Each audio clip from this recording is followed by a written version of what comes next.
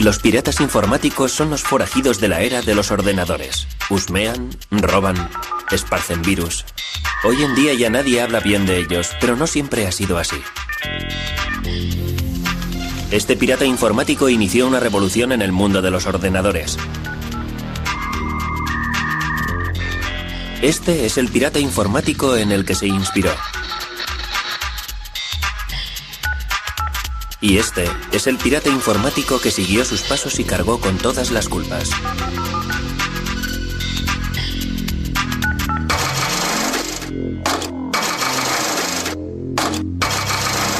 Historia secreta de los piratas informáticos.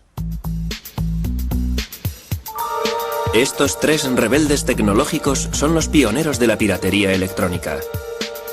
Para Steve Wozniak, la piratería informática es algo que tiene que ver con la creatividad. Logramos que la humanidad sufriera un gran cambio con aquellos pequeños ordenadores. Para John Draper, la piratería informática consiste en experimentar. Consiste en desmontar algo para mejorarlo, para conseguir que haga cosas diferentes, cosas más inteligentes. Ah, sí, hola, es Steve. estupendo ¿Qué tal te volver va, a verte? chico? En cuanto a Kevin Mitnick, la piratería informática es una forma de subversión. Se trata de revelar conocimientos prohibidos, de hacer travesuras, de intentar ser más listo que los demás. Se trata de buscar información. Es un reto intelectual.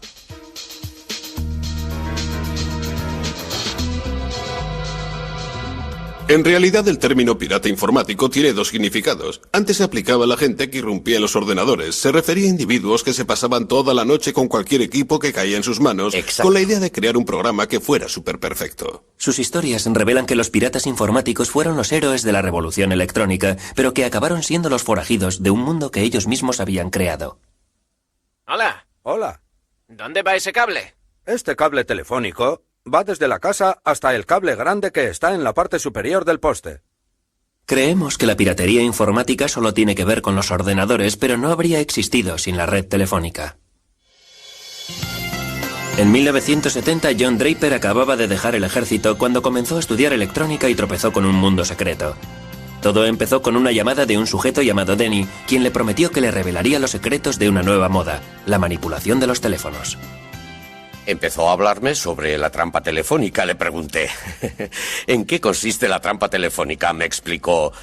Jugamos con los teléfonos. Respondí, sí, ya lo veo. ¿Y qué hacéis con ellos? Me contestó, hemos logrado entender cómo funcionan. Pregunté, ¿puedes hacer llamadas gratis? Replicó, ¿por qué no vienes y lo ves? Fui a su casa y cuando abrió su padre dije, he venido a ver a Denny. Contestó, ven conmigo. Me llevó a su habitación que estaba totalmente a oscuras. Dije, ¿le importa encender la luz? Me respondió, todos son ciegos, no necesitan las luces. Empezamos a charlar y dije, enséñame la manera de hacer una llamada gratis, me interesa mucho.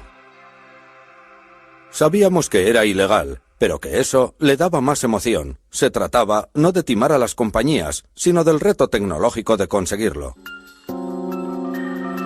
En una época en la que las conferencias a lugares distantes eran todo un lujo, los manipuladores de los teléfonos dieron con el modo de hacerlas gratis.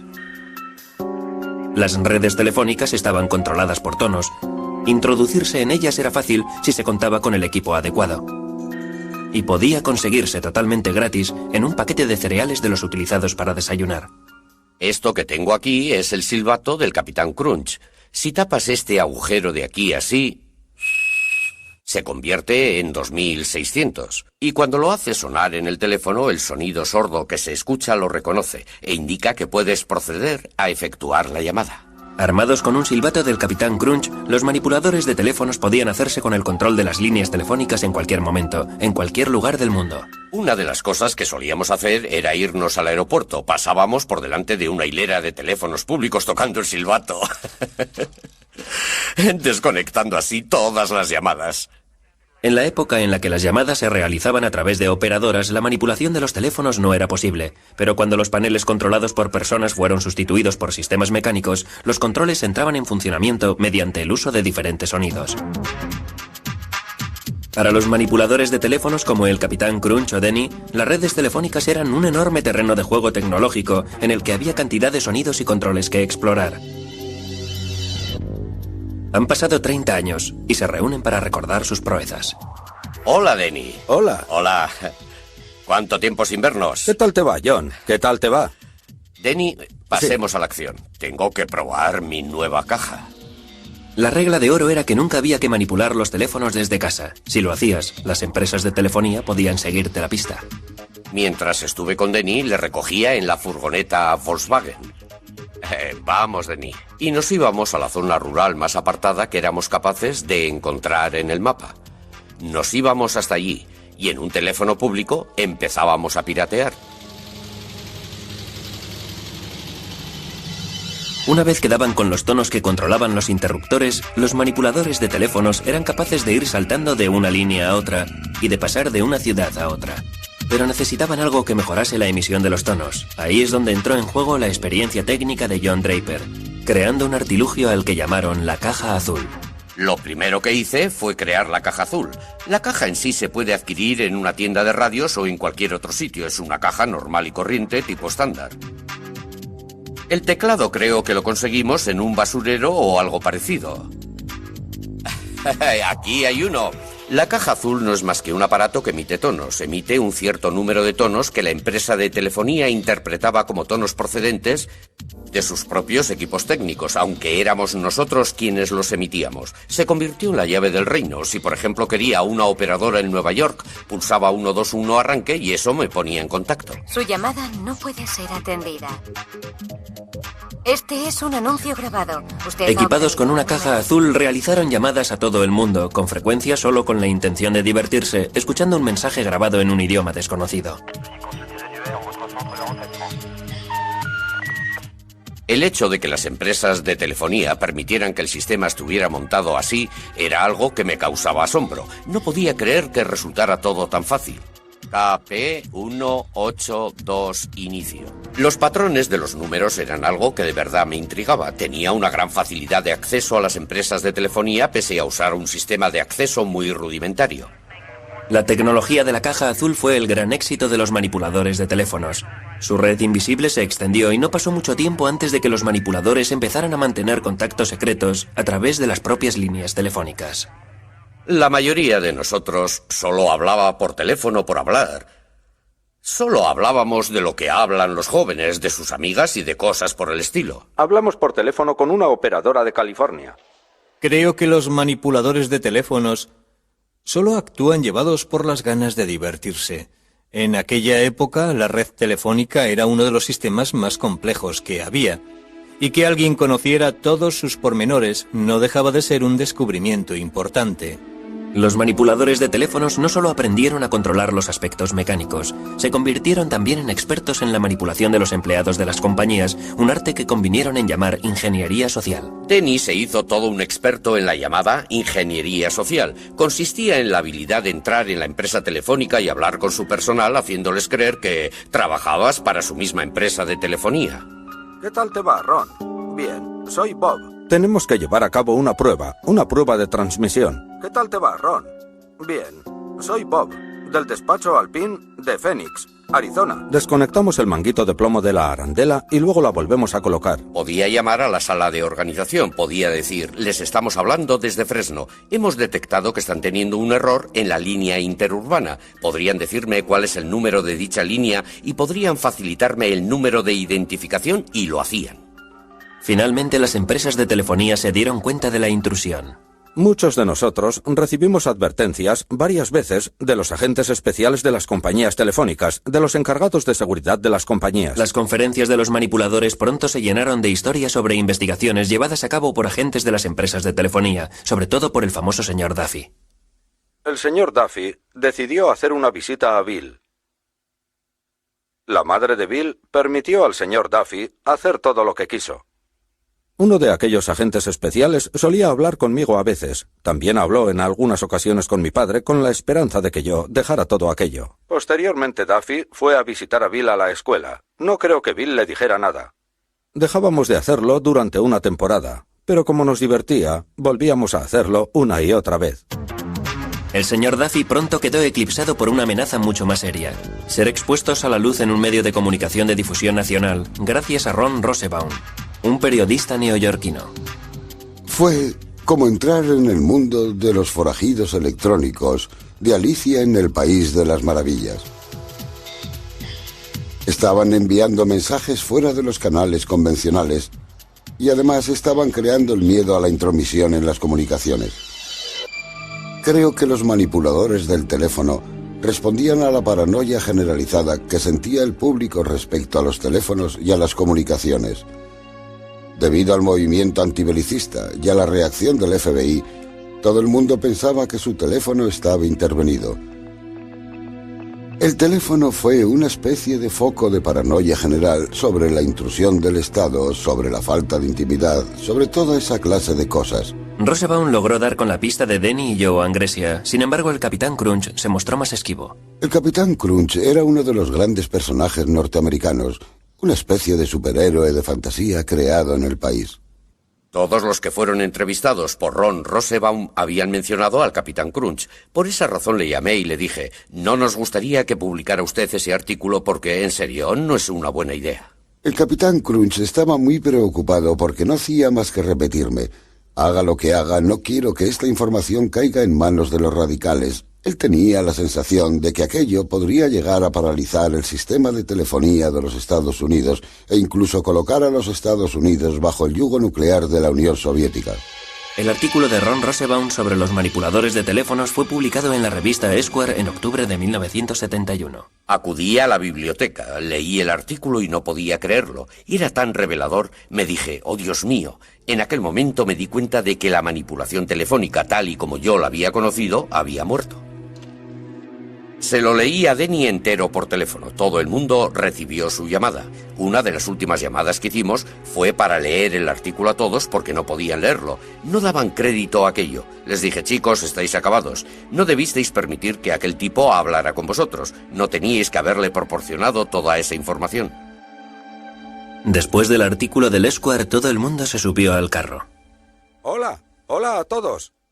¿De quién es el número 2374059? Mío y de Paul. Después, todas aquellas fuerzas tan poderosas se unieron sobre todo con la idea de robar. En algunos casos no pasó de una especie de vandalismo juvenil, ya saben, del tipo de estoy haciendo algo malo a que es chulo, pero en otros casos hubo afán de lucro.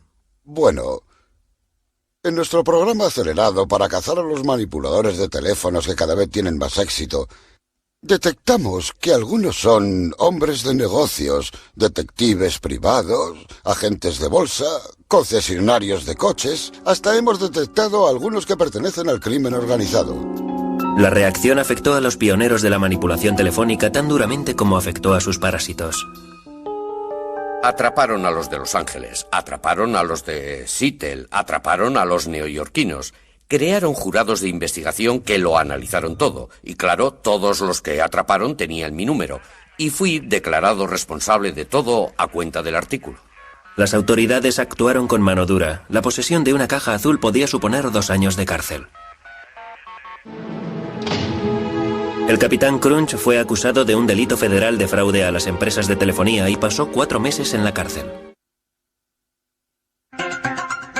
La manipulación de teléfonos estaba muerta, pero no enterrada. Estaba a punto de estallar una revolución tecnológica a escala mundial, y el Capitán Crunch todavía seguía allí para servir de inspiración a una nueva generación de piratas informáticos.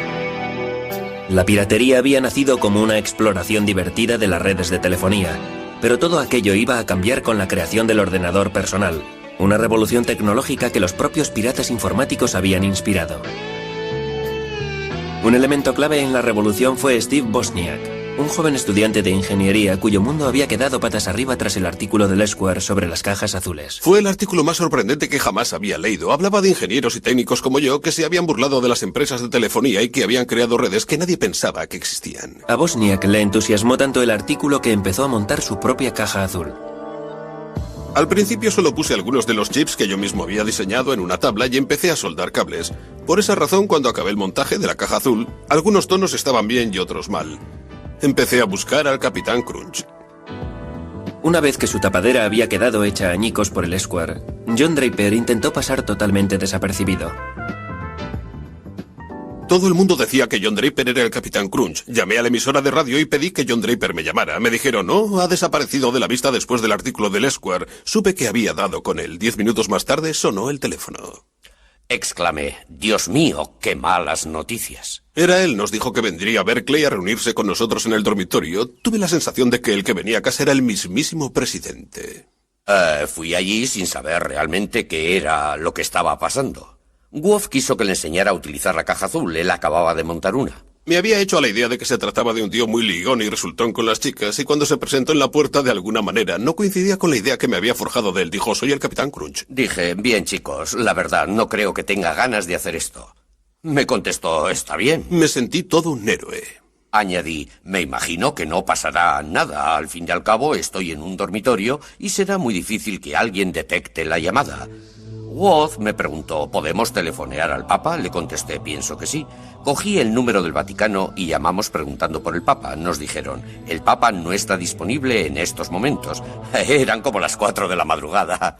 Aquella misma noche empecé a aprender códigos y técnicas de John Draper y de los demás para utilizarlas para hablar con las operadoras, y las semanas siguientes las dediqué a hacer prácticas para ver hasta dónde podía llegar. Creo que estaba un poco asustado con la idea de que me cazaran. Un par de semanas más tarde, el coche de Wozniak sufrió una avería.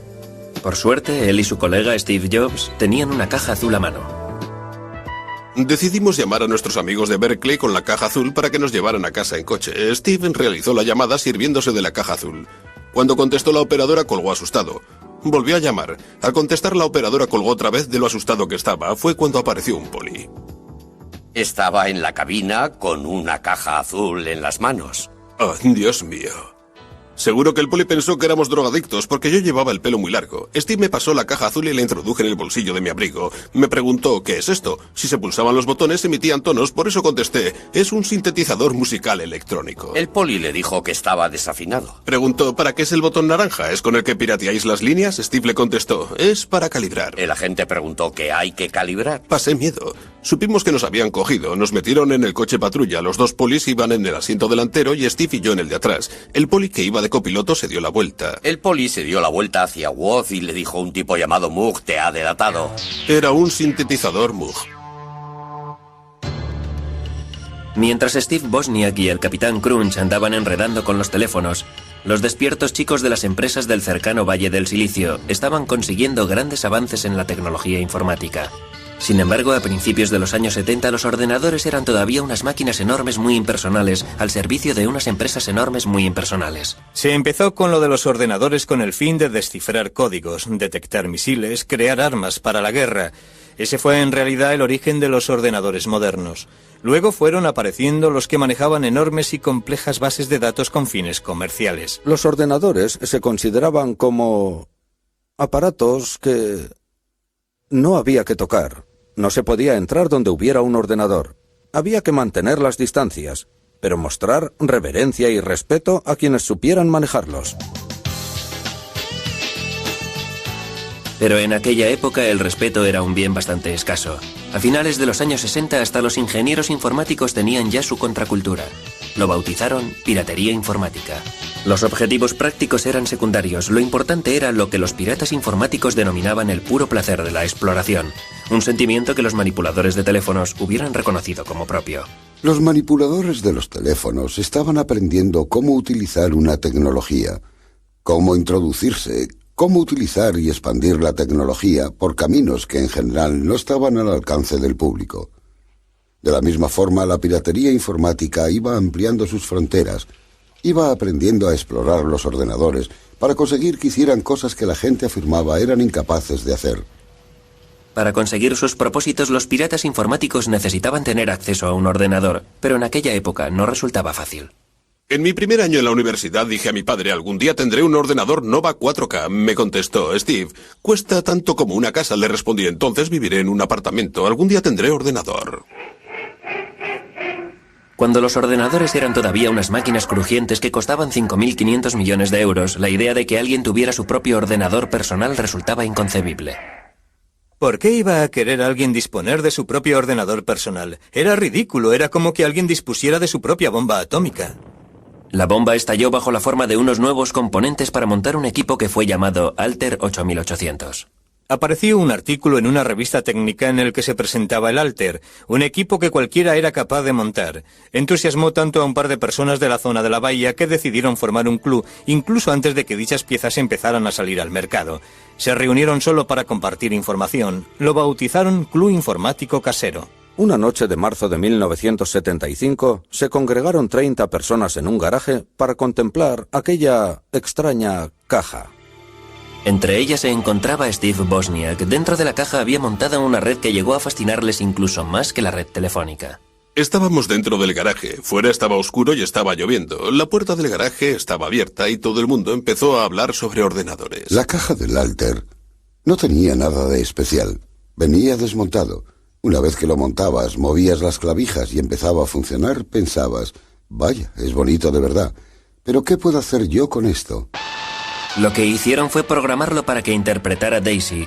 15 años antes, los ingenieros informáticos habían conseguido obtener la melodía con una máquina del tamaño de una casa. En aquellos momentos, los piratas informáticos estaban consiguiendo lo mismo con un ordenador casero. Aquella primera reunión despertó tanto mi interés que los encuentros bisemanales se convirtieron en lo más importante de mi vida. Al club casero enseguida se le quedó pequeño el garaje. La piratería informática estaba ganando terreno. Alguien se levantaba y preguntaba, ¿tengo este problema? ¿Sabe alguien resolverlo? O, ¿recordáis que se mencionó este problema en el club hace 2 semanas? Ya tengo la solución. Fue un formidable intercambio de información. En el club me dediqué a pasar esquemas a todo aquel que quisiera hacerse con ellos. Saqué toneladas de fotocopias porque me sentía orgulloso de que vieran mi trabajo. Lee Felsenstein se convirtió en el moderador del club. Lo organizó todo muy bien, respetando el talante de nuestro cometido, que consistía básicamente en compartir toda la información. No atrajo a gente de nivel y que había tenido éxito en las empresas, a empresarios. No atrajo a ingenieros, de verdad. El prototipo de ingeniero se sentía bloqueado por ese sentimiento de... he de contar con permiso para hacer algo que no se ha hecho hasta ahora. Sin embargo, nosotros estábamos allí porque no necesitábamos ningún permiso. Los piratas informáticos se pusieron a trabajar para conseguir lo imposible, la creación de sus propios ordenadores. Sentíamos fascinación por contar en nuestras manos con la tecnología informática, por ser capaces de llegar a controlarla. Cada vez que alguien traía un ordenador al club, lo primero que hacía la gente era ponerse rápidamente a trabajar, a desmontarlo, a aprender todos los trucos y asediar a su creador con trillones de preguntas. ¿Cómo funciona? ¿Qué es eso? ¿Eso va ahí? ¿Qué clase de máquina es esta? Fascinados por la tecnología experimental, a los piratas informáticos no les importaba lo que sus ordenadores fueran capaces de hacer. Nadie tenía una razón práctica para querer poseer un ordenador personal. Siempre se inventaban razones como llevar bien el balance de las cuentas, o guardar unas recetas, o controlar cosas de la casa, pero casi nadie hacía nada de eso. Eso es sentimiento de culpabilidad. ¿Acaso se le pregunta a alguien, está muy bien, pero ¿qué haces con tu tren a escala? Nada, juego con él, disfruto con él, es divertido enredar con él, me divierto experimentando con él. Pero con aquellos experimentos se lograron auténticos avances. Empecé a darle vueltas a las cosas en mi cabeza y creé un pequeño truco que consistía en que si tenía unos pocos datos y los encerraba en un círculo, resultaba, por extraño que parezca, que si los sincronizaba bien, en la pantalla aparecían colores, como si se tratara de una televisión en color. Estoy convencido de que las cosas más importantes con las que contamos hoy día en los ordenadores fueron creadas por ellos. Los miembros del club lograron que los ordenadores hicieran cosas impensables. Crearon juegos y música con ellos, crearon gráficos y programas de dibujo. En el club, la piratería estaba viviendo su época dorada. Steve Wozniak trabajaba día y noche en su garaje con el fin de crear un ordenador perfecto. Yo creo que Woz fue el pirata informático más grande de todos. Era capaz de diseñar hardware, era capaz de diseñar software a partir de un lápiz y papel y hacer que funcionara. Todos los que echaban un vistazo a los circuitos que yo hacía decían, vaya, este individuo no se limita a hacer lo que enseñan ahí fuera. Él era capaz de hacer cosas que los demás no hacían, de establecer conexiones que los demás no hacían. Lo que me gustaba de los piratas informáticos es que tenían una forma distinta, una mejor forma de ver aquel mundo que les permitía establecer todo tipo de conexiones. Los piratas informáticos experimentaban con cualquier hardware o software al que podían tener acceso aunque no fuera suyo. Sin embargo, no todo el mundo tenía la idea de compartir. En 1976, el Club Casero recibió una carta hiriente de otro pionero informático. La mayoría de los aficionados a la informática han de ser conscientes de que se apropian de software que no es suyo. ¿A quién le importa si se paga o no a la gente que trabaja en ello? Lo que hacen es robar. En el que después se convertiría en un momento clave en la historia de la industria informática, Bill Gates escribió una carta desairada a los miembros del club en la que decía: «Un momento, yo escribí esto por dinero, no podéis distribuirlo, no es gratis, es trabajo». La carta de Bill Gates fue un presagio de lo que se avecinaba. Los ordenadores personales estaban a punto de convertirse en un gran negocio, tal y como Wozniak descubrió cuando su invento de garaje se transformó en el primer ordenador Apple. Cuando creó el Apple I, no le preocupó lo más mínimo haber inventado un nuevo producto. Él solo quería un ordenador que funcionara como él quería que funcionara, con todas las particularidades y características de diseño que a todo aficionado le gustaría que tuviera su ordenador. Steve Jobs, su compañero de universidad, que no había intervenido en la creación del hardware ni del software, dijo: «¿Sabes? Podríamos venderlos». Wood le respondió: «Tranquilo, hombre, tranquilo». La nueva empresa de Wozniak y de Jobs pronto creó el Apple II tras el Apple I. El ordenador de aficionado de Wozniak se convirtió en un producto de consumo muy apreciado. El Apple II introdujo la idea de que lo que se compraba era una caja de plástico parecida a una radio o a un aparato de alta fidelidad. Uno se lo llevaba a casa, lo enchufaba y empezaba a funcionar. Al tener que montar los primeros Apples a mano en el dormitorio de Wozniak, el proyecto no tenía visos de ser muy ambicioso. Pronto fue muy diferente. Steve me llamó por teléfono y me dijo: «Adivina, tengo un encargo de 54.000 euros». Solo habíamos puesto unos cientos de euros entre los dos y siempre nos preguntábamos si alguna vez lo recuperaríamos. De pronto me dice que tenemos un encargo de 54.000 euros. Supuso una conmoción enorme. En 1982 las ventas de Apple habían superado los 540 millones de euros anuales. La piratería informática y los negocios no eran compatibles. Los días del club cibernético casero estaban contados. Quizá acudí a unas cuantas reuniones más del club, pero empezó a dejar de ser lo más importante de mi vida. Lo más importante empezó a ser la empresa, Apple Computers. Tenía que dedicar más tiempo y energía a los productos que iban a salir a la venta.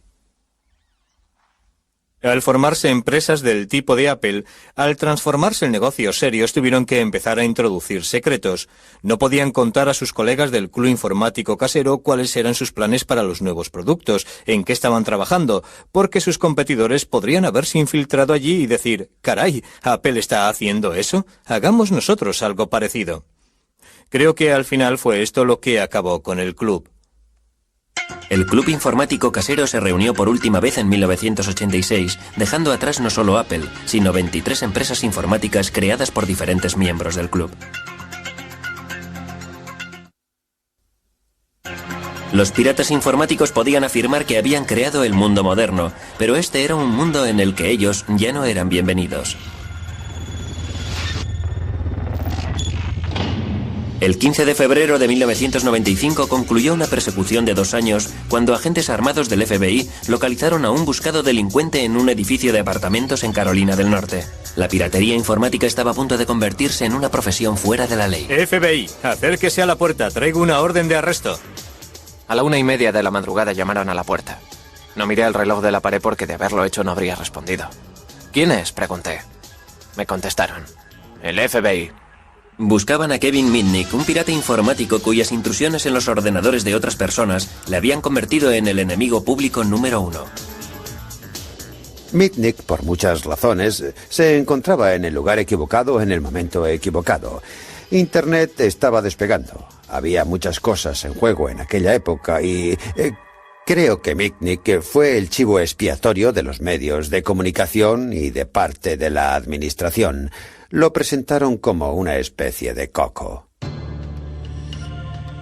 20 años después de que Mitnick fuera arrestado, los piratas informáticos habían hecho saltar la chispa de la revolución informática. Los miembros del Club Informático Casero habían logrado arrebatar a las empresas el control sobre los ordenadores y lo habían puesto en manos de gente corriente. Kevin era hijo de aquella revolución. En el instituto, todo el mundo fumaba drogas, bebía, iba a fiestas. Yo no estaba metido en aquello. Por la razón que fuera, no me gustaba salir. Yo disfrutaba con aficiones... Bueno, aficiones que eran mucho más individualistas. En la generación de Mitnick había todo un campo electrónico que explorar. Las empresas y las administraciones empezaron a conectar entre sí sus ordenadores. El sistema telefónico ofrecía un atajo a esas redes tan seductoras. Era como si la red fuera el universo. Star Trek. Era ir donde jamás había estado el hombre. La red informática, las redes telefónicas, era ir a donde jamás había ido un pirata informático. No disponía de un ordenador personal. Empezó a piratear en la cadena de tiendas Radio Shack.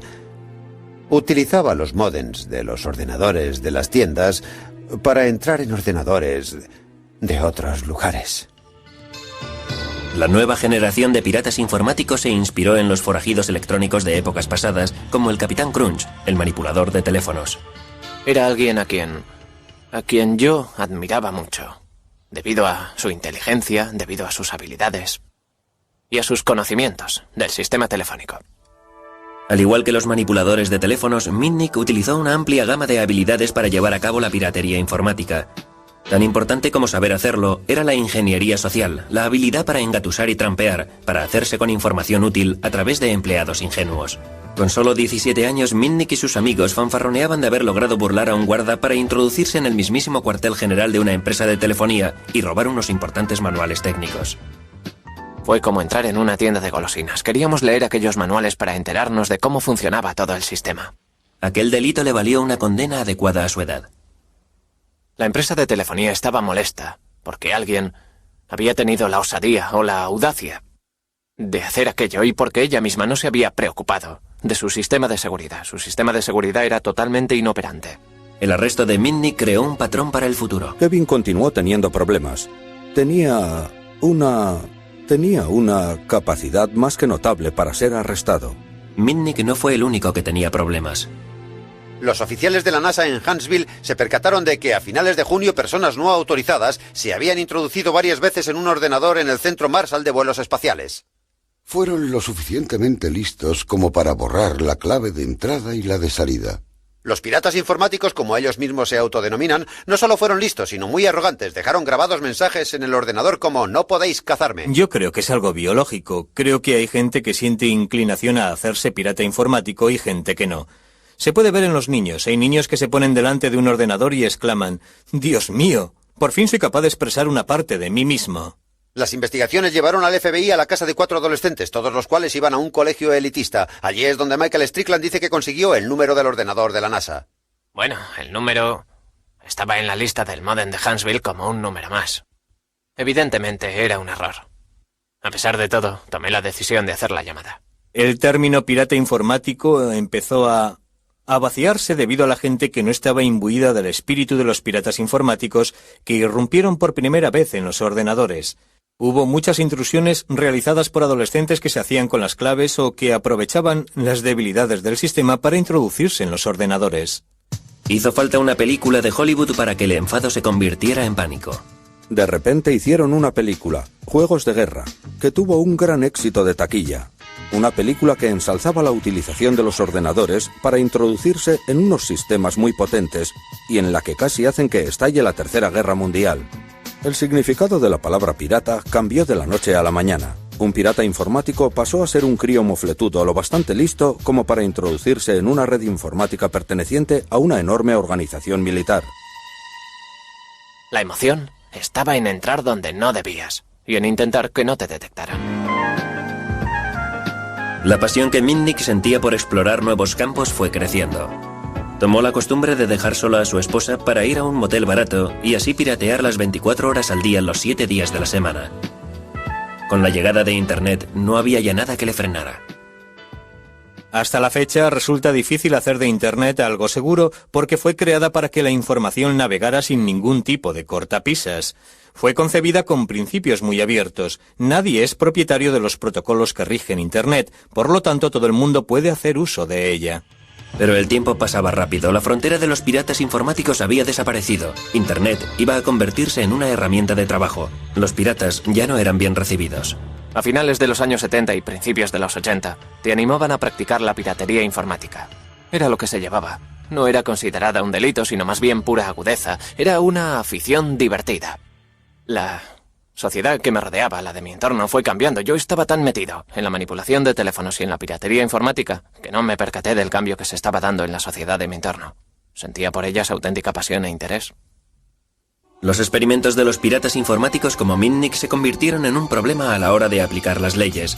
Las cosas habían cambiado. Aquel no era ya el mundo en el que había crecido el club informático casero. La piratería pasó a ser asunto del FBI. Los delitos informáticos se han hecho cada vez más importantes a medida que los ordenadores han ido entrando cada vez más en Internet. Nos llegan muchas más quejas. Era un nuevo tipo de delito. No había ventanas rotas, coches que se daban a la fuga, ni huellas dactilares. Tuvimos que ponernos al día no solo en las nuevas tecnologías, sino que también en las técnicas innovadoras utilizadas por los delincuentes.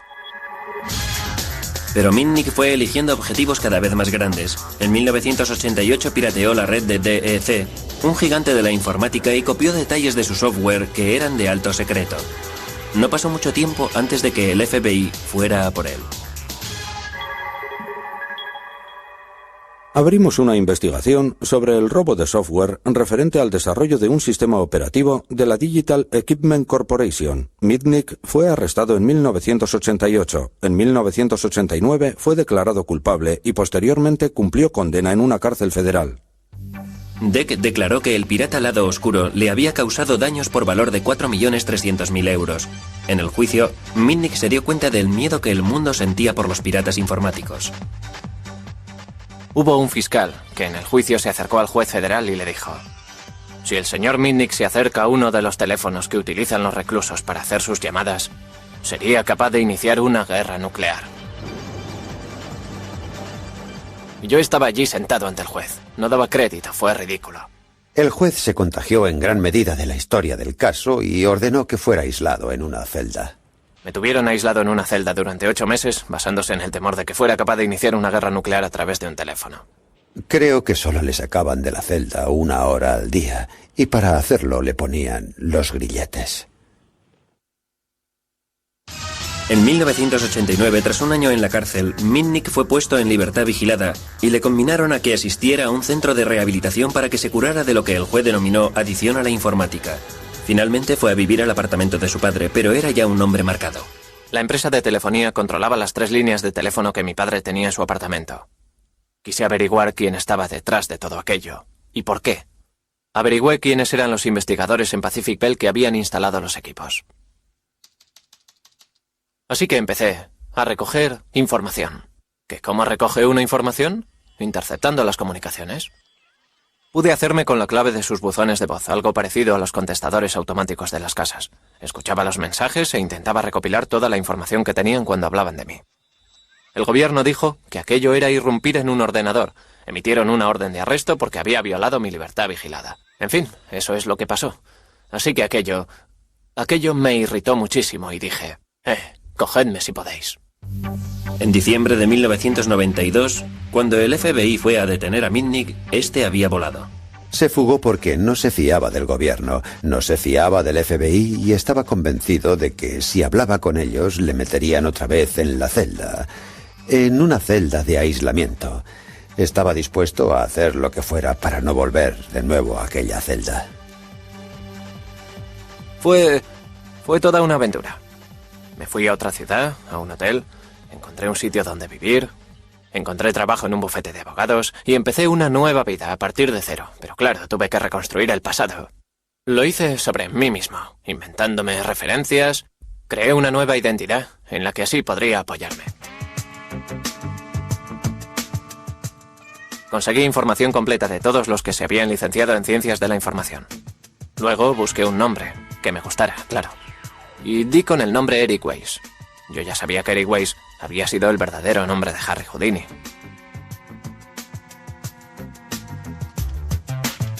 Estuve trabajando en el bufete de abogados de Denver durante un año. Algo más de un año bajo el nombre de Eric Weiss. Y lo que propició mi caída fue que seguí con mi afición a la piratería informática. Mitnick era capaz de introducirse en cualquier sistema, llamando a la gente desde su teléfono portátil mientras iba camino de casa. Engañaba a directores, secretarias e incluso a ejecutivos, al objeto de conseguir información. Mitnick siguió pirateando con una sola intención: ir por delante de la ley. Al piratear empresas de telefonía portátil y copiar sus teléfonos, era capaz de hacer llamadas cuya pista era imposible de seguir. Mitnick jamás persiguió un ideal o un objetivo que no fuera el pirateo en sí y el de ir siempre por delante del FBI.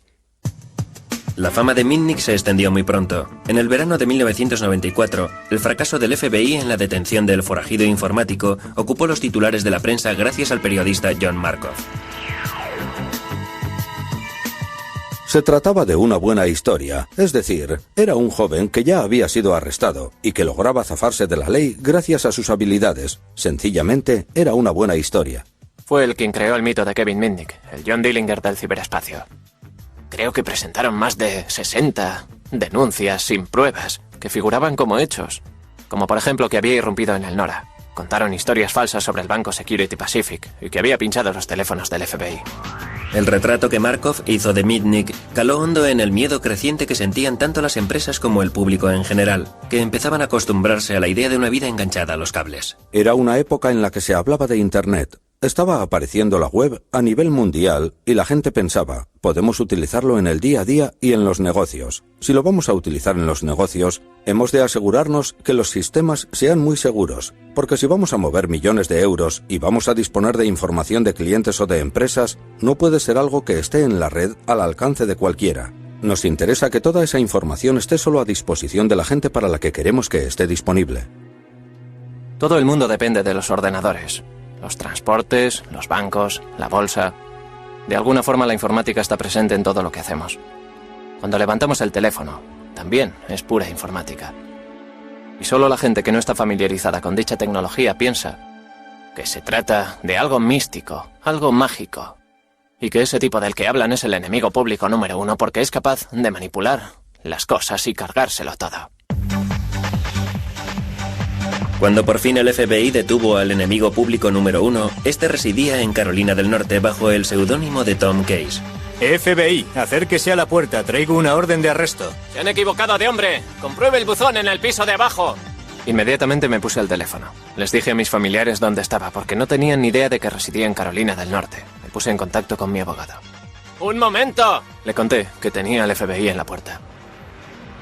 Y acabé abriendo la puerta, solo un poco, para mirar. ¿Quiénes son ustedes? Inmediatamente empujaron la puerta y preguntaron, ¿es usted Kevin Mitnick? Respondí no, y dije, me llamo Tom Case.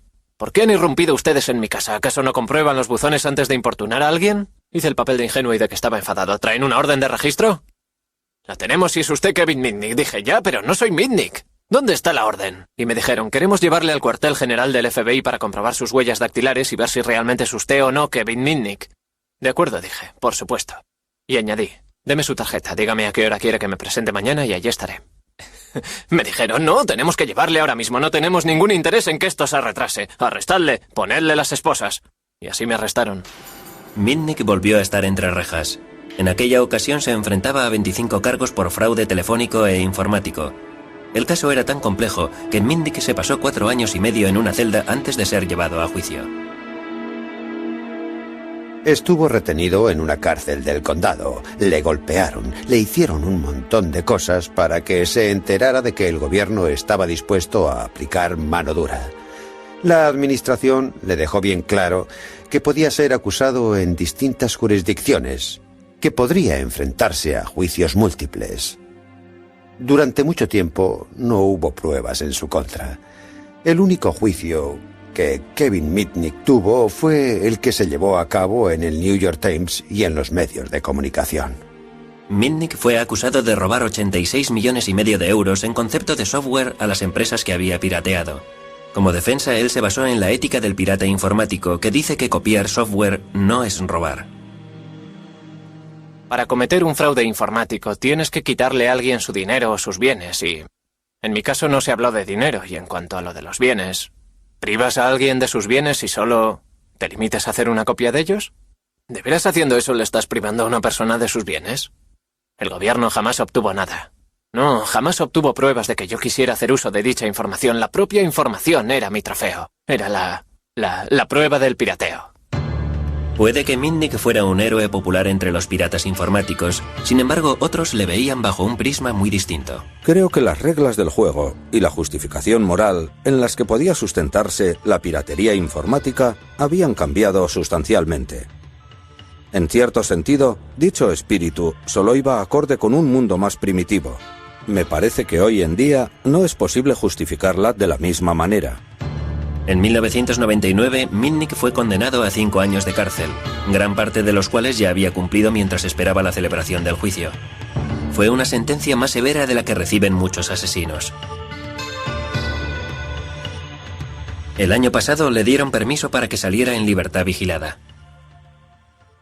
En mi libertad vigilada estoy sometido a unas condiciones tan estrictas que si se me ocurriera tocar este ordenador es probable que me internaran otra vez en una prisión federal.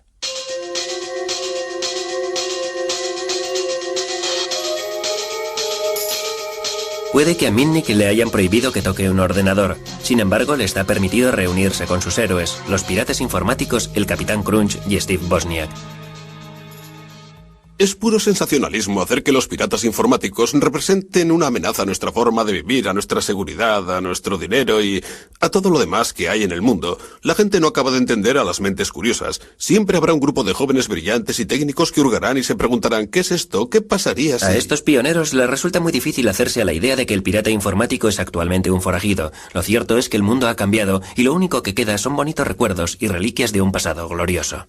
Oh, hace 30, 40 años o algo por el estilo. ¿Os trae eso viejos recuerdos? Claro que sí. No hay nada que yo cambiaría por el éxito que tuvo Apple, excepto el año que pasé en Berkeley.